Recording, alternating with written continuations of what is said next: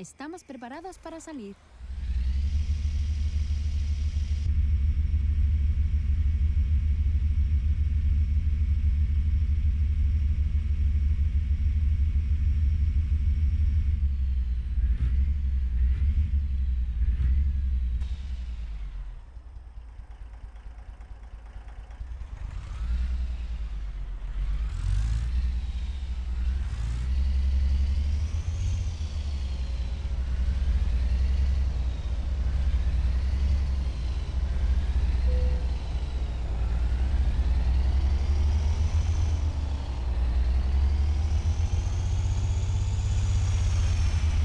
Gira a la derecha. Esté preparado para girar a la izquierda. Gira a la izquierda.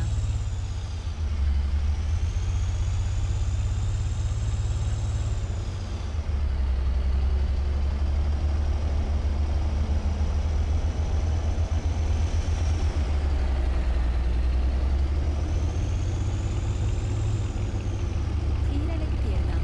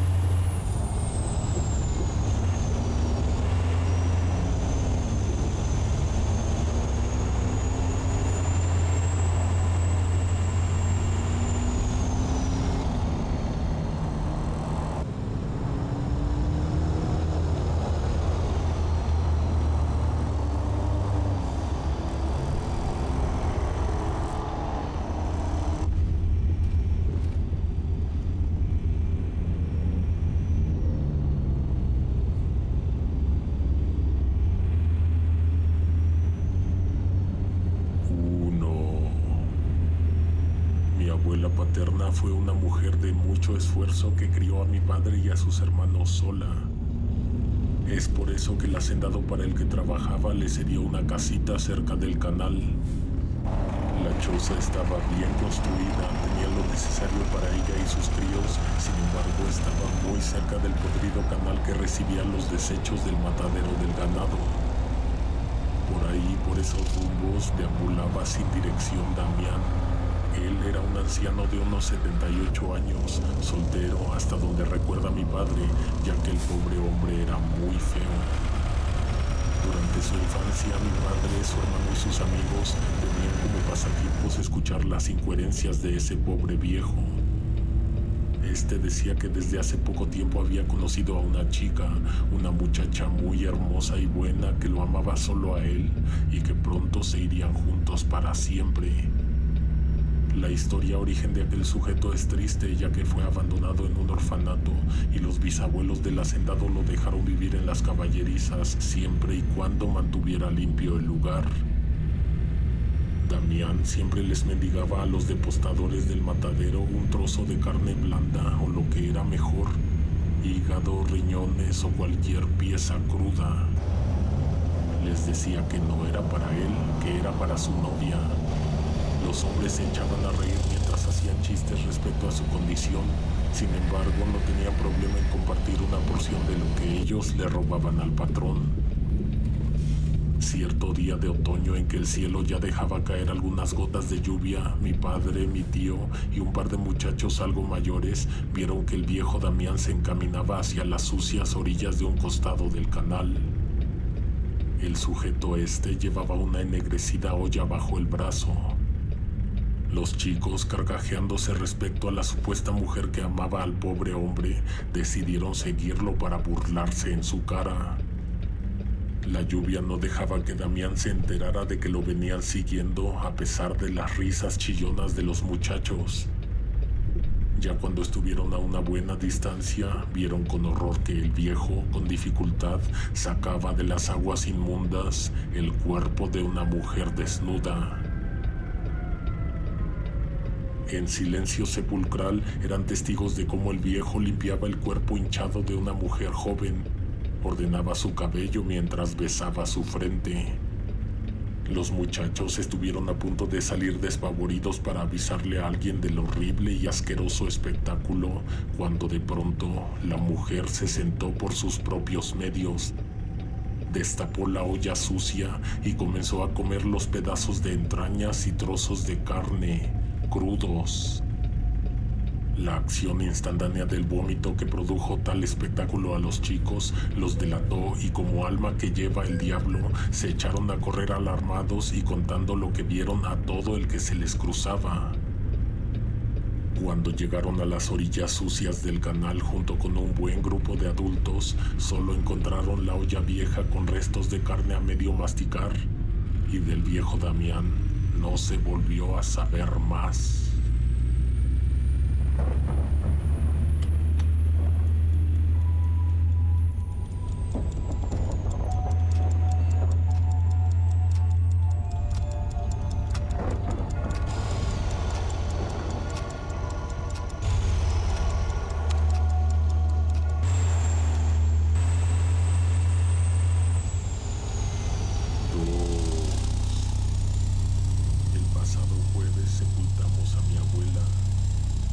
Durante la vigilia del velatorio, lo habitual es recordar las cosas más relevantes de la vida de las personas que ya no estarán más con nosotros.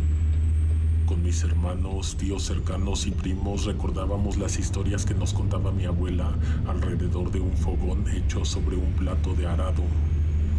En estas memorias, ella revolvía la mermelada de moras que preparaba con miel para luego servirla sobre el pan recién horneado, una buena razón de leche y así mantenernos quietos un rato mientras escuchábamos. Decía que a comienzos de los años 30, su tío Aurelio salía de madrugada a trabajar en la plantación de calabaza. Se montaba en su caballo Valentino, se ponía su manta, su cuchillo al cinturón y tomaba rumbo a las plantaciones, trabajando desde muy temprano hasta las 4 de la tarde. Cierto día su compadre Venancio le pidió prestado su caballo para ir a cazar cabras salvajes a los montes. A cambio lo compensaría con un par de piezas ahumadas con leña de espino. Ya habían hecho esos tratos anteriormente.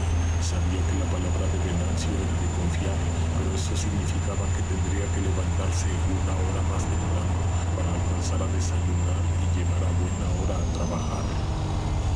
Eran pasadas las 4 de la madrugada cuando Aurelio salió de casa rumbo al trabajo. Los maizales se agitaban y hacían sonar sus hojas como si algo o alguien se deslizara por entre estos. Aurelio no se destacaba por ser muy valiente, aunque sí se podía decir que no le prestaba mucha atención a las supersticiones locales y que era un hombre incrédulo.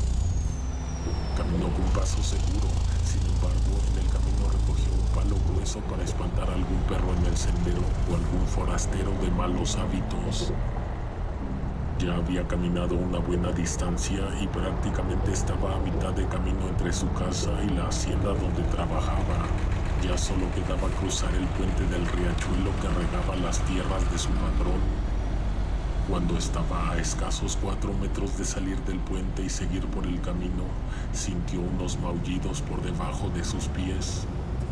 Sin pensar, quiso bajar a buscar al animal que producía los maullidos, ya que su patrón le había encargado que le consiguiera un par de gatos para mantener limpias de ratones las bodegas. La tenue luz de la lámpara no era suficiente para darle buena visión. A pesar de tenerla, se hacía difícil definir imágenes entre las sombras de rocas, troncos y ramas, hasta que algo se movió. Algo se movía entre las aguas y las rocas. A juzgar por su tamaño no era precisamente un gato, pero sí comenzó a emitir los maullidos que hacen estos cuando tienen peleas en épocas de celo. Mientras la figura se hacía más visible, los maullidos iban en aumento y Aurelio podía jurar que entre los maullidos escuchaba que esa cosa decía su nombre. El pobre hombre estaba paralizado del miedo, tratando de recordar algún rezo, alguna oración que lo librara de aquella aparición, alguna promesa que le pudiera hacer a su Santa Virgencita para que lo sacara de este predicamento, mas no se le ocurría nada. En un momento de iluminación, comenzó a retroceder y volver sobre sus pasos, trepó por la escarpada ribera del río y al subir al camino se encontró con la figura que se alzaba imponente a unos 4 metros de distancia. Era una mujer vieja, encorvada y sucia, que estaba a medio vestir con trapos que alguna vez fueron un vestido blanco. Sus ojos brillaban como los de los gatos en la oscuridad, y su boca se desencajaba cuando emitía aquel maullido infernal que cada vez parecía un llamado. Esa cosa comenzó a moverse en dirección de Aurelio, y digo que comenzó a moverse porque sus sucios y huesudos pies no tocaban el suelo. Al pobre hombre se le doblaron las rodillas. Resignado, realmente estuvo a punto de entregarse a su suerte. Tenía al engendro a escasos centímetros de su rostro y podía sentir el olor nauseabundo que salía de la boca descomunal. Sentía también las puntas de las uñas penetrando lentamente en la piel de su cuello y el canto de la muerte se sentía como espantosos maullidos. Entre la resignación y el espanto, a lo lejos se escuchó unos ladridos, relinchos y los cascos de los caballos rompiendo el silencio de esa infernal madrugada. Aurelio se tumbó en el camino con su cuello rasguñado, orinado y temblado de terror, aunque aliviado, pues aquel engendro huyó. Los perros formaron una barrera entre Aurelio y esa cosa, y los jinetes estaban a pocos metros de ahí. Aurelio estuvo una semana entera al cuidado de sus vecinos, quienes se turnaban para rezarle para que pudiera superar el aterrador suceso.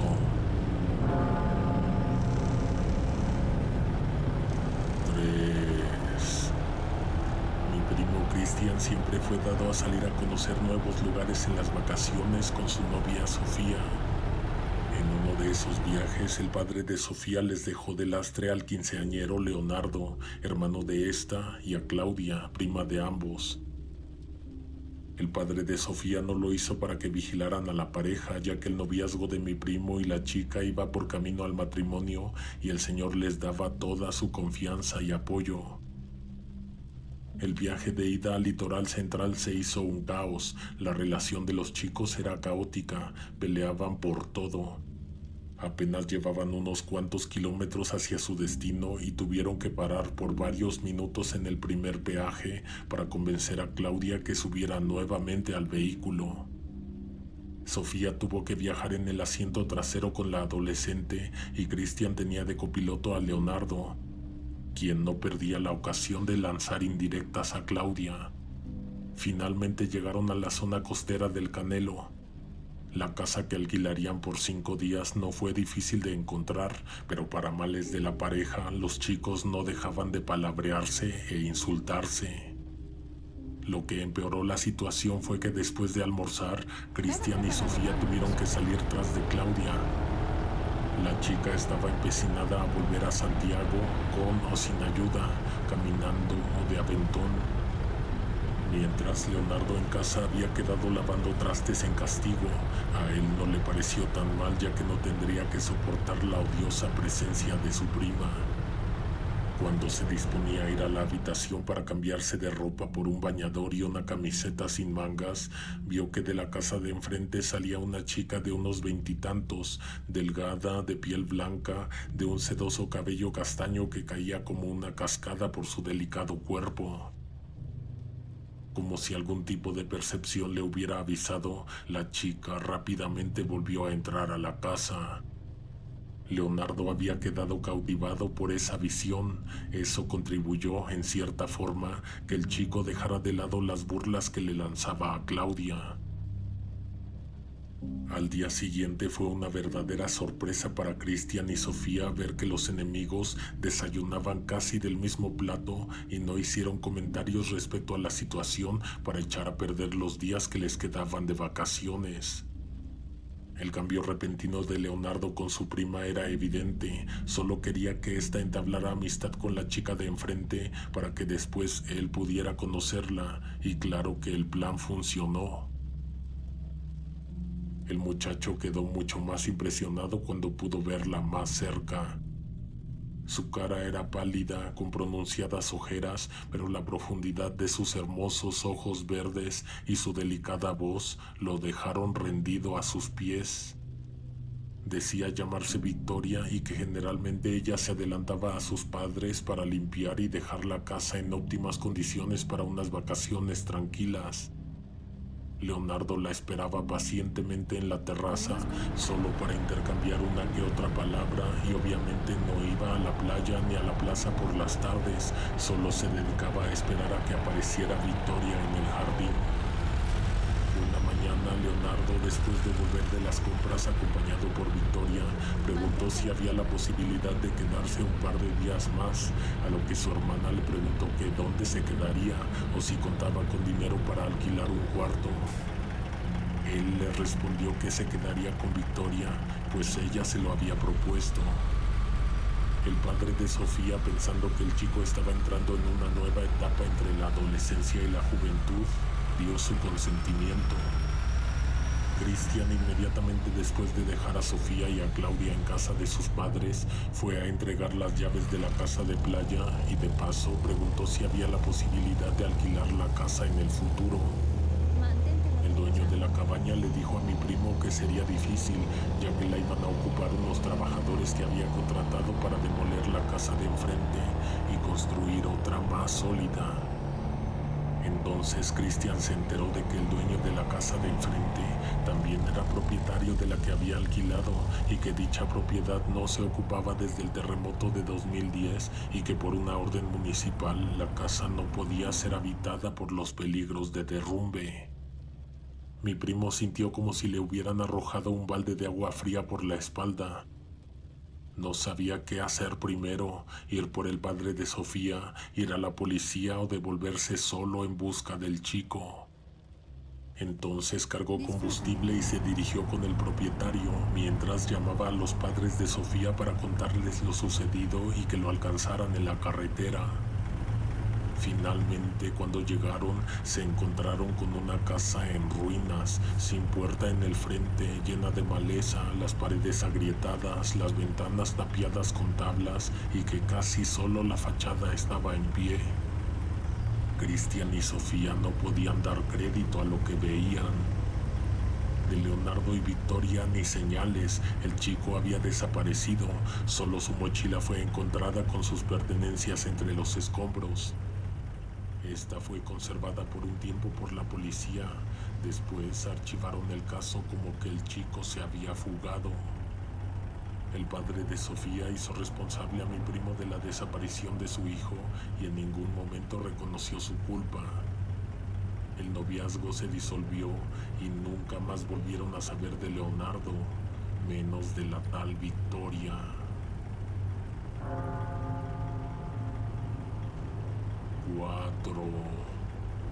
Desde hace un tiempo a la fecha he tenido problemas para dormir, algunos problemas de salud de mi madre y otras cosas de índole sentimental. No he querido recurrir a doctores ni fármacos, ya que terminas curando un mal para luego caer en otro. Comencé entonces a colgarme de Hello Corea, una página de YouTube donde transmiten grabaciones de paisajes con lluvia. Esto me sirvió mucho para el insomnio que padecía. Noche tras noche veía los hermosos paisajes de templos, parques y bosques de bambú bajo una lluvia suave. Después de un tiempo noté que los paisajes no se renovaban y comencé a buscar otros, pero muchos de estos eran adornados con relámpagos falsos, así que estaba decidido a volver a los paisajes ya vistos. Al fin y al cabo me daban la tranquilidad que necesitaba para poder conciliar el sueño. Luego de retroceder algunas veces me encontré con una página llamada Santiago bajo la lluvia, editada por el Mago Gris. El nombre lo aludía a la saga del Señor de los Anillos y pensé que lo que vería sería paisajes de la ciudad mezclada con la naturaleza, como el Parque O'Higgins, el Cerro Santa Lucía o el Parque Metropolitano. Mas cuando di clic en la página, se veía a alguien manejando un vehículo. Solo se mostraba sus manos enfundadas con guantes de color gris, atravesando la ciudad de noche bajo la lluvia. Tenía que haber sido de madrugada, ya que no se veía ni un alma. Por lo que podía distinguir, el conductor giró por la rotonda Pérez Sujovic hasta Avenida Providencia. Luego llegó hasta Recoleta y se estacionó con las luces encendidas a un costado de la estación del metro. Salió del automóvil y se puso a caminar bajo la lluvia. A pocos metros de la persona que estaba grabando había una figura de un hombre que caminaba en su dirección. Esta se acercaba cada vez más y al momento en que se cruzaron las miradas, justo pasaban bajo uno de los postes de iluminación. La persona que quedó frente a la cámara era mi tío Javier, muerto hace más de 20 años por un cáncer al páncreas. El teléfono cayó de mis manos por la impresión, por suerte aterrizó sobre una alfombra mullida y la caída no despertó a mi madre. Rápidamente tomé el teléfono para retroceder la imagen y sacar una foto de mi tío, una captura de pantalla. Me fue imposible ya que por una causa desconocida el teléfono estaba apagado. Al encenderlo y buscar nuevamente la página no tuve éxito. Al buscarla solo encontraba alternativas y no lo que yo quería encontrar. La siguiente noche di nuevamente con la página. Esta vez el conductor iba por Avenida Grecia, se estacionó frente al Estadio Nacional y comenzó a caminar hacia Maratón. En el camino se cruzó con otra persona, se notaba que se trataba de un anciano por la forma de caminar. Al llegar frente a este, nuevamente la visión me dejó perplejo. El anciano era mi abuelo segundo, muerto hace más de una década. Esa vez tomé el teléfono rápidamente desde la mesita de luz para retroceder la imagen y poder sacar una copia. Sin embargo, el aparato me dejó mal, falló y se apagó. La siguiente noche decidí que esto estaba empeorando el insomnio. Tomé una de las pastillas de mi madre y comencé a buscar caricaturas que me hicieran olvidar lo de las noches anteriores. Comencé a ver un viejo capítulo de Ranma donde va caminando con la Akane bajo la lluvia. De pronto comienzo a quedarme dormido. Puedo sentir las gotas de lluvia en mi cara y como la ropa se va humedeciendo. Me encuentro a la entrada del Paseo Ahumada en pleno centro de Santiago. 2 personas se van acercando a mí. Intento huir de ese lugar, pero mis piernas no me responden. A cada paso que dan los voy reconociendo. Una de ellas es de mi mejor amigo Ernesto, muerto en un accidente en motocicleta. Y el otro es mi padre, falleció de diabetes hace 15 años. Al ver que eran ellos, mis músculos se relajaron y caí de rodillas. Se me acercaron, me abrazaron y mi padre, con voz serena, me dijo: "Lo que me va a pasar es inevitable, vive". Al despertar me sentí aliviado y tranquilo. Fue como si me hubieran sacado un gran peso de encima.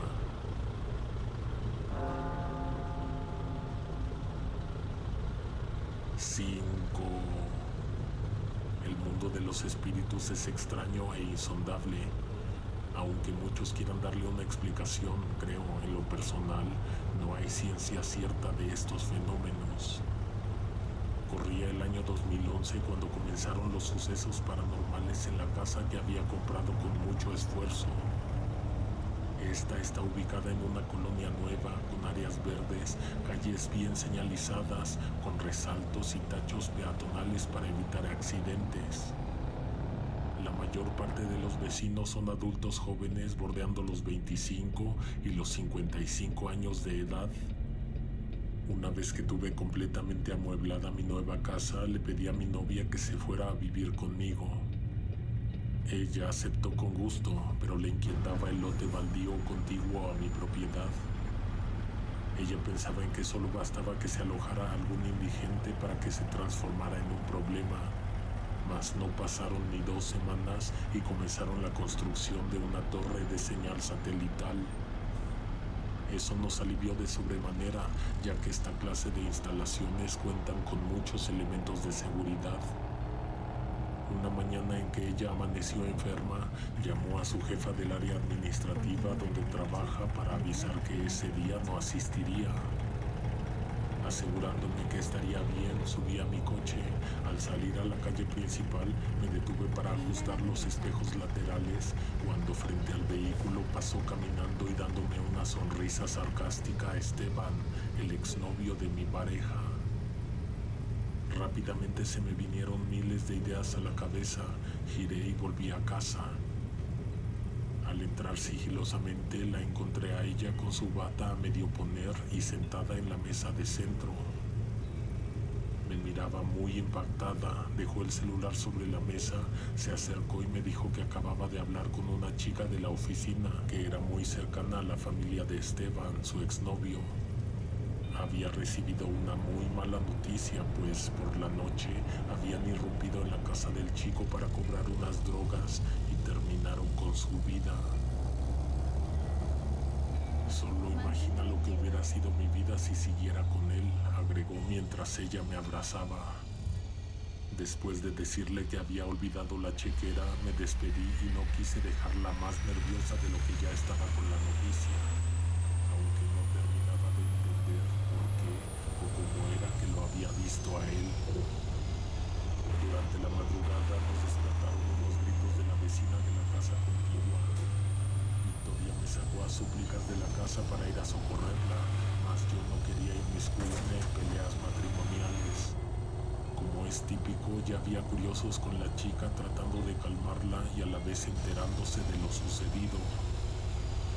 Al día siguiente, la vecina le contó a mi pareja que se había levantado a beber un vaso de leche y que antes de llegar a la cocina vio que el detector de movimiento no había encendido el foco de la entrada.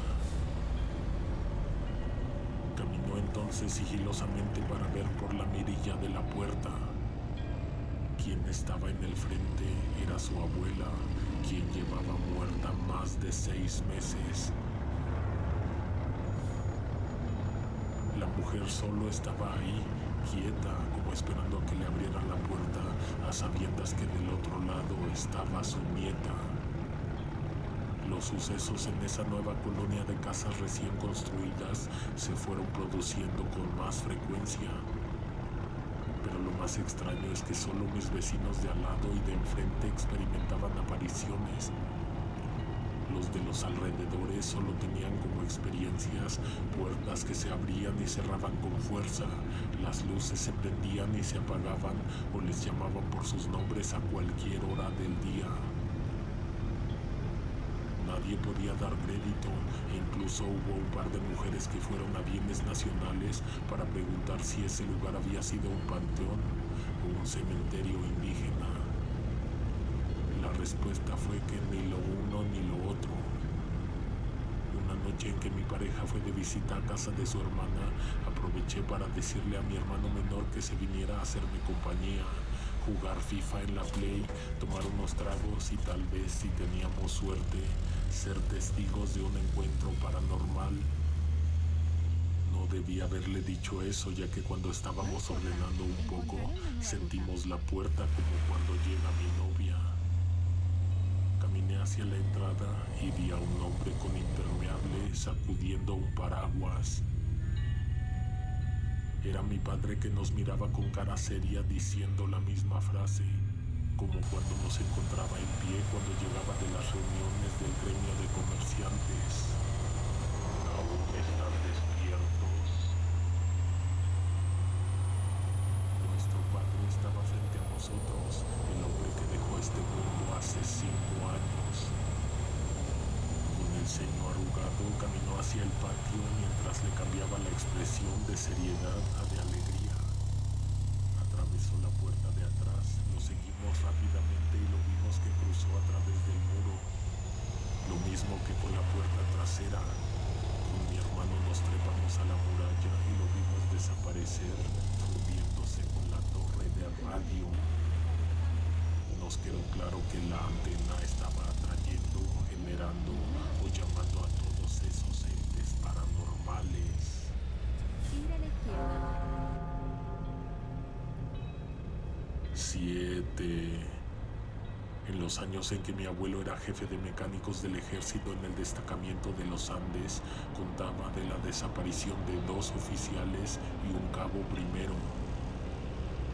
Estos eran el capitán Marcos Ayala, su hermano el teniente Raúl y el cabo Inostroza. El capitán Ayala, oficial de la Fuerza Aérea, vivía con su hermano en una casa a las afueras del pueblo, ya que en sus tiempos libres se dedicaban a la cacería. Corría el año del Mundial del 62 efectuado en Chile. Los hermanos eran fanáticos del fútbol y no perdieron la oportunidad de tomar 3 días libres en sus respectivas unidades para ver la final de dicho evento en vivo, no sin antes dejar a cargo del cabo Inostroza la casa, su manutención y su seguridad. El muchacho aceptó con gusto, ya que esta casa contaba con uno de los pocos televisores del lugar. Tenía una casa bien calefaccionada, la despensa a su disposición y la confianza de los 2 oficiales.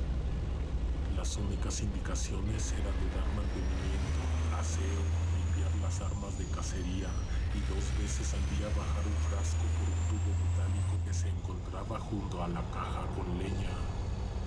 Solo tenía que sacar los frascos envueltos en tela de costal, atarlos a un cordón y hacerla descender por el tubo, esperar unos minutos y jalar para subir el frasco nuevamente. Esto le intrigaba de sobremanera a Inostroza, sin embargo sabía que no le haría bien meterse en problemas con los oficiales y menos con una familia de larga tradición militar, donde la mayoría de los hombres que la conforman son oficiales de alto rango. No obstante, la curiosidad es una de las grandes cualidades del ser humano y también una de las mayores desgracias. El último mismo día que Inostroza cuidó de la propiedad, limpiaba 2 hermosas escopetas italianas y un Winchester con mira telescópica. Mas su curiosidad le reclamaba a gritos que dejara lo que estaba haciendo y que buscara la forma de ver lo que los hermanos tenían oculto en la casa. Aquello a lo que le bajaban diariamente frascos con un cordón. Después de dejar en su lugar las armas, bajó al sótano. Al encender la luz se topó con la gran sorpresa de que solo habían unas viejas camas desarmadas, una máquina de coser de pedales, unas cajas con trajes para la lluvia, viejas fotografías, revistas de desnudos, un estante con vinos y licores y un librero viejo apoyado en la pared. Cuando estaba por volver sobre sus pasos, pudo escuchar entre un gruñido y un lamento tras el librero. Sin mucha dificultad pudo correrlo y ver que tras de él había una sólida puerta, como la de los submarinos. No más de 1,50 m de alto con seguro de manivela, una palanca y una pequeña ventanilla de donde salía una bella luz amarilla. Se asombró y pudo ver la cosa más extraña y horrible de su vida. Un ser de rasgos humanoides, de cabeza alargada, la pequeña boca con afilados dientes y 2 orificios que escalaban hasta su frente. Las manos eran largas, de 3 dedos y sus codos terminaban en un pequeño espolón. Las extremidades, como de un animal, terminadas en unas gruesas garras parecidas a las de un cóndor, con un fino pelaje marrón coronado con gruesas y largas púas rojas en el lomo, una cola larga y escamosa. Entregó a sus dueños la casa sin ningún comentario. Sin embargo, de alguna manera, la noticia que salió de su boca se propagó como el fuego en un bosque en época de sequía, hasta llegar a una pequeña base de la NASA para estudios meteorológicos. En menos de un día llegaron camiones blindados, equipo nunca antes visto, 3 helicópteros para transporte pesado. El lugar estuvo bajo toque de queda por 2 noches. Alrededor de la propiedad levantaron muros provisionales de madera. Al cabo de unos días no había señal de los hermanos Ayala ni el cabo Inostroza, y de la casa no quedaron ni los cimientos.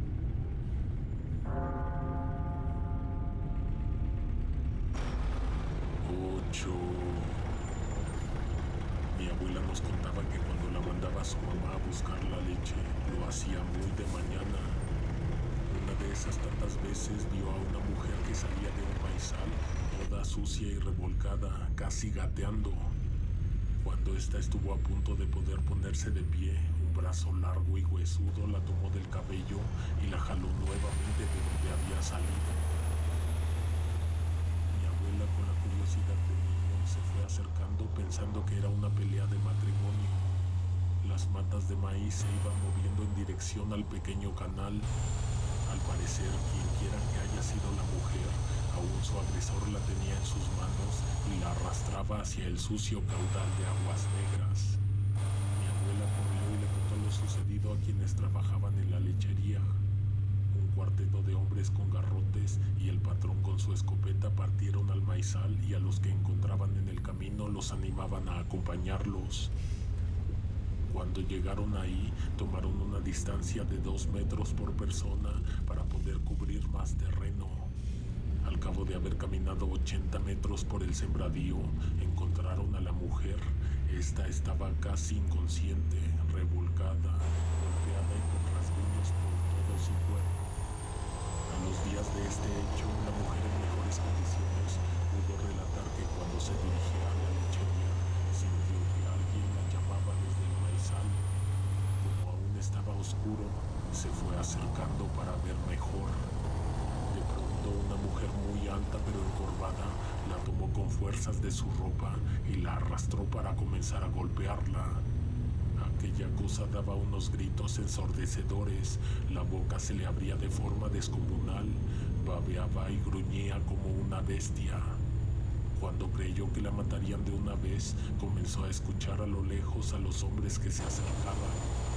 Con la ayuda de una unidad de militares, se recorrió la zona durante días. milpas y los hombres tenían la orden de disparar a matar. Pero nunca más se supo de esa demoníaca criatura de las milpas.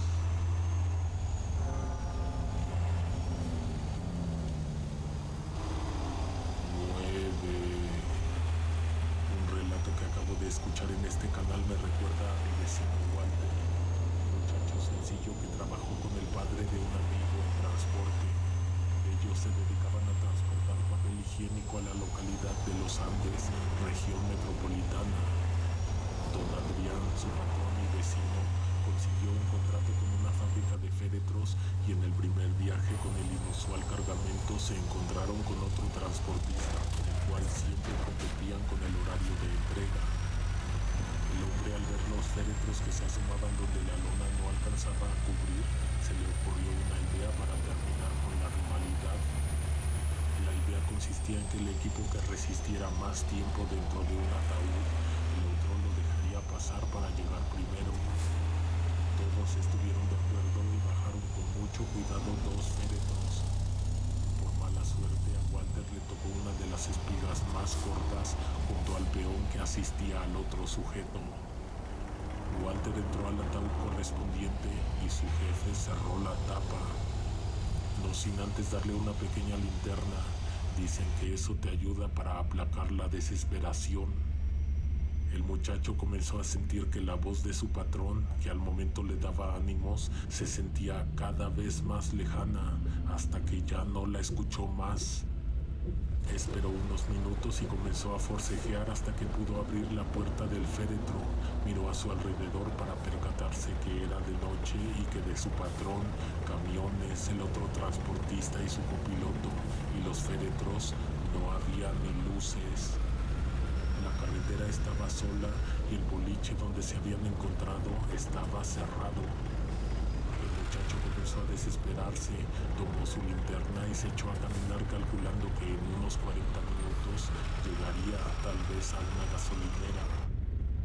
Guardó la pequeña linterna en su bolsillo y de vez en cuando miraba hacia atrás hasta que al tomar la siguiente curva ya no se apreciaba el féretro al borde de la carretera. Ya casi media hora caminado se podía apreciar a lo lejos la luminaria de la estación de servicio, lo que le dio más tranquilidad y entonces apuró el paso. A escasos metros comenzó a aparecer una figura alta y delgada que flotaba.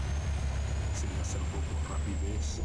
Walter se vio inmovilizado por completo y la figura fantasmal se le acercó más y le susurró: «Aún no es tu tiempo, pero si sigues tentándome, ya no habrá vuelta atrás». La figura congeló al muchacho mientras lo atravesaba. Le costó algunos minutos el poder reaccionar y cuando logró dar los primeros pasos comenzó a llorar y darle gracias a Dios. Al llegar al servicentro de gasolina, encontró a su patrón junto a los otros sujetos y unos carabineros motorizados. El hombre, al verlo, corrió hacia él y lo abrazó. Le hicieron miles de preguntas a las que nadie nunca tendría una respuesta.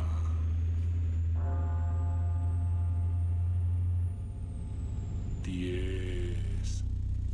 Natasha se crió en el seno de una familia de buenos recursos. Sus padres eran dueños de una pequeña distribuidora de licores que les daba una buena vida.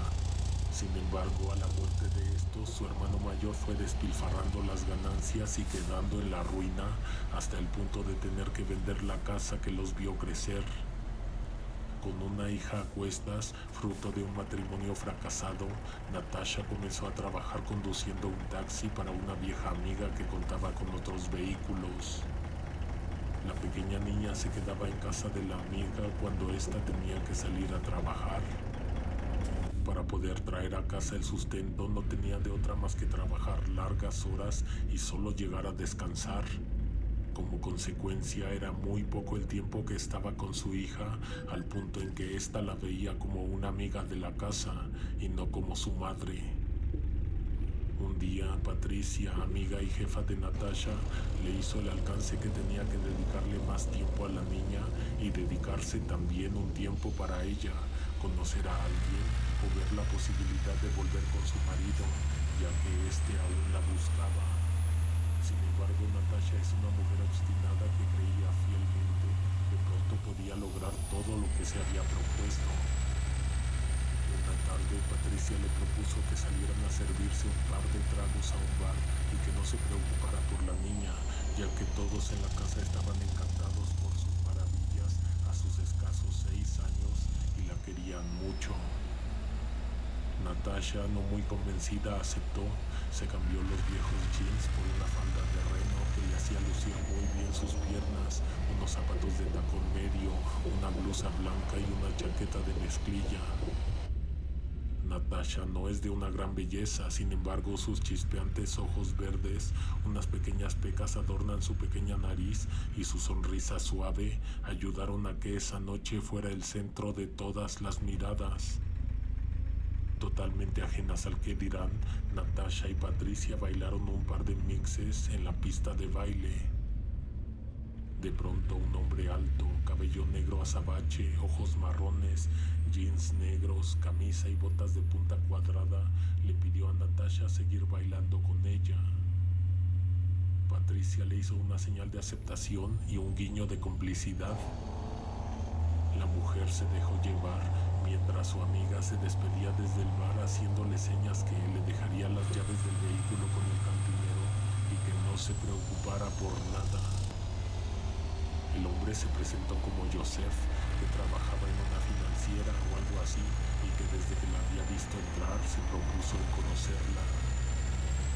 Durante el tiempo que estuvieron en el bar, él se comportó como un caballero. No le hizo ofrecimientos de ninguna especie, si saben a lo que me refiero. Solo se dedicó a escuchar la larga y triste vida de Natasha. De pronto él le dijo que ya tenía que irse ya que no tenía vehículo y no pretendía estar esperando un taxi a las 3 de la madrugada. Le propuso a Natasha que ella lo llevara hasta su casa. Esta aceptó y partieron después de que él pagara el último trago. La noche estaba fresca pero hermosa, una luna llena iluminaba todo. Luego de conducir unos 30 minutos, llegaron a una zona que ella conocía bien. Se detuvieron frente a la casa que había sido su hogar. Entonces Natasha le preguntó a Joseph si acaso eso era una broma. El hombre la miró fijamente y le dijo: Natasha, has luchado tanto y muy duro, por cierto, y te he observado que no has conseguido nada. Tu hija no te reconoce como su madre y tienes un trabajo en el que ya te han asaltado 3 veces y hasta eso has corrido con suerte. Mujer, yo te ofrezco todo lo que quieras, te ofrezco a cumplir todos tus sueños, tus más oscuros deseos, toda la fortuna con la que has soñado para recuperar esta casa, ayudar al vago de tu hermano a salir de los vicios que lo llevarán a la tumba. Solo tienes que adorarme, reconocerme como tu Señor y entregarme a tu hija.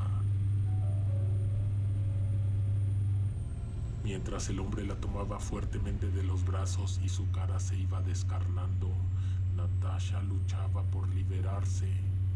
Las imágenes se iban haciendo borrosas hasta que todo se aclaró y vio que su hija junto a Patricia le movían los brazos. ¿Qué pasó? Te dormiste y tenías una pesadilla. ¿Y qué? ¿Ya nos vamos?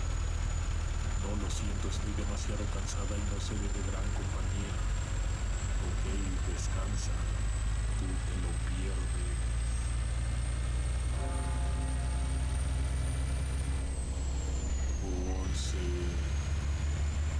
Corría el año de 1993.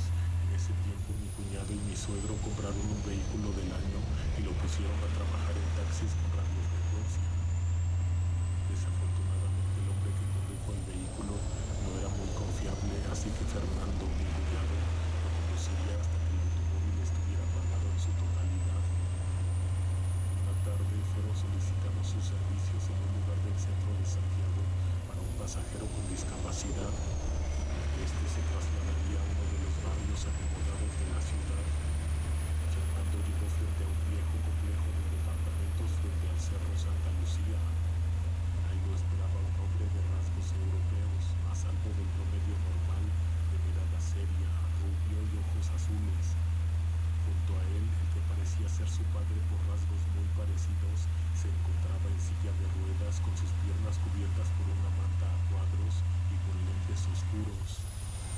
hombre alto sin gran esfuerzo tomó al anciano en brazos y lo dejó en el asiento trasero del vehículo. Acto seguido tomó la silla de ruedas, la plegó y la depositó en el maletero. Luego le armó al anciano en lo que parecía ser alemán, le dio la dirección de destino a Fernando y luego entró al edificio. El anciano, antes de que Fernando cerrara la puerta, se corrió al lado izquierdo como haciendo lugar para otro pasajero. Mi cuñado esperó unos minutos, a lo que el pasajero le preguntó con acento germano: ¿A qué esperas, muchacho? Vámonos ya. Fernando inició el viaje, que no tomaría más que 20 minutos en llegar al destino de su pasajero, y disculpándose por pensar en que el otro hombre iría con el anciano. Ah, entiendo, dijo el señor. Mi cuñado sentía que el anciano lo miraba por el retrovisor, a pesar de que el viejo tenía puesto lentes oscuros y lo ponía nervioso. Lo que empeoró la situación fue que el hombre estaba aparentemente hablando con otra persona y aunque no entendía el idioma, parecía que el tema de la conversación era él. Pronto al llegar a su destino, el viejo le dio la dirección exacta donde tenía que arribar. Después de un par de giros se adentraron por una calle donde las casas eran grandes y fastuosas, además de que había uno que otro vehículo de mucho valor en la calle. El anciano le indicó a mi cuñado que se detuviera frente a una hermosa casona de grandes ventanales de fachada estilo victoriana. Fernando bajó del vehículo, fue hasta el maletero para sacar la silla de ruedas para desplegarla y ayudar al anciano a sentarse. Cerró la puerta del vehículo para acercar al pasajero a la casa. Sin embargo, el anciano le dijo que no era necesario. Le entregó el dinero del viaje y algo más por las molestias. En ese momento Fernando quedó espantado por lo que veía. La silla se movía sola como si alguien invisible la estuviera empujando. Sus ojos no podían dar crédito a lo que veía. La silla no tenía motor y el viejo no había tocado las ruedas para impulsarse. En ese momento, la silla se giró para que el viejo le diera a Fernando una sonrisa macabra y se llevó el dedo a la boca en señal de que guardara silencio. Fernando se apresuró a subir al vehículo antes de que el viejo o alguien más vieran que tenía la boca seca, le temblaban las manos y estaba sudando de la espalda.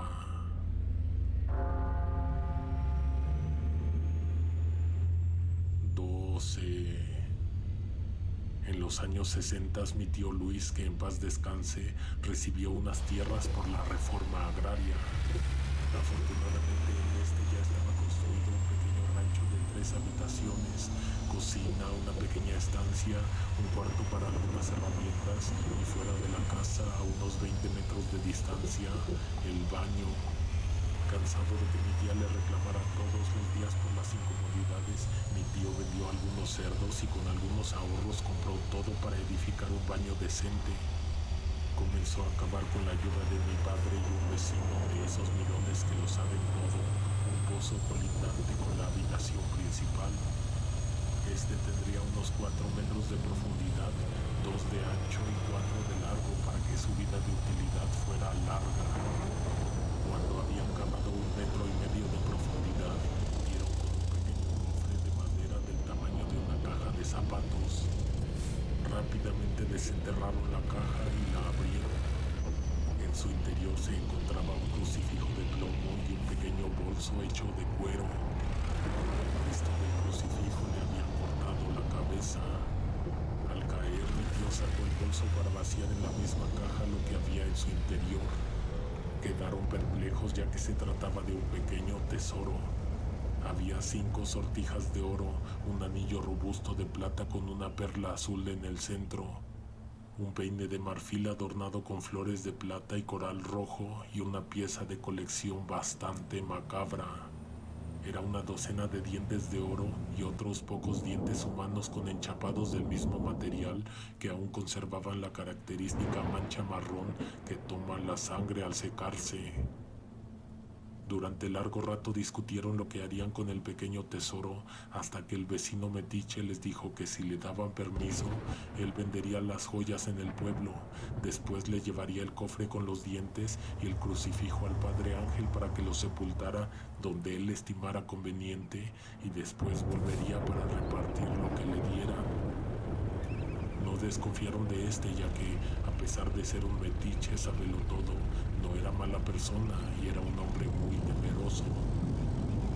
Pasaron las horas y no había noticias del vecino de mi tío, hasta que un grupo de carabineros, policías, les tomaron declaración a todos en las cercanías y estuvieron ahí por 2 días intentando encontrar al supuesto culpable del asesinato del vecino de mi tío. Y digo supuesto, ya que al pobre hombre lo destrozaron a mordidas.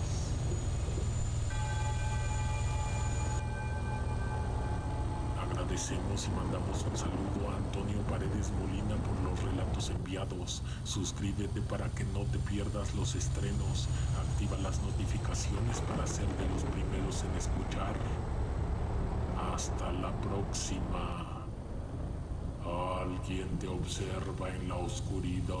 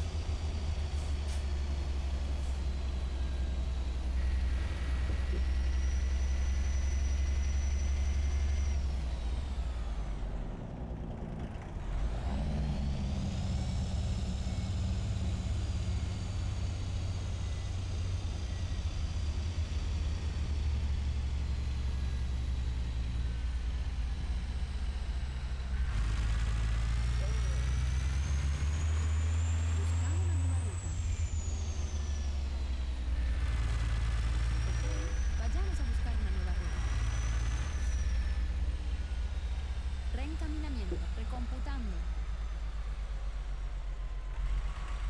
No importa, encontraré una nueva ruta. Buscando una nueva ruta.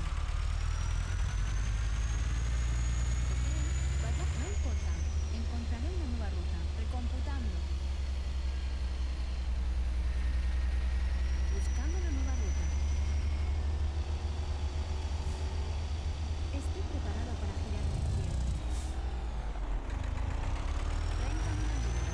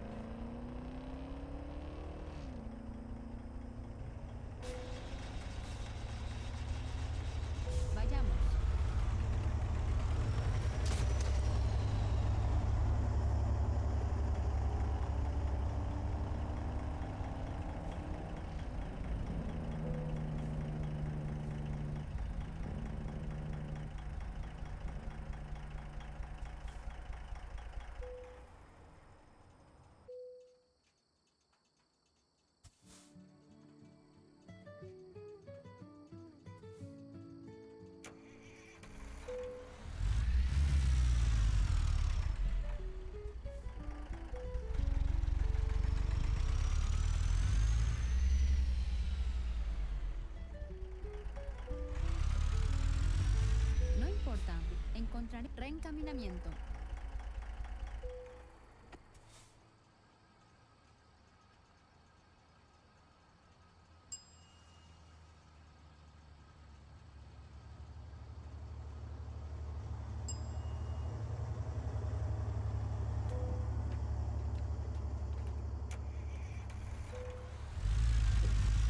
Esté preparado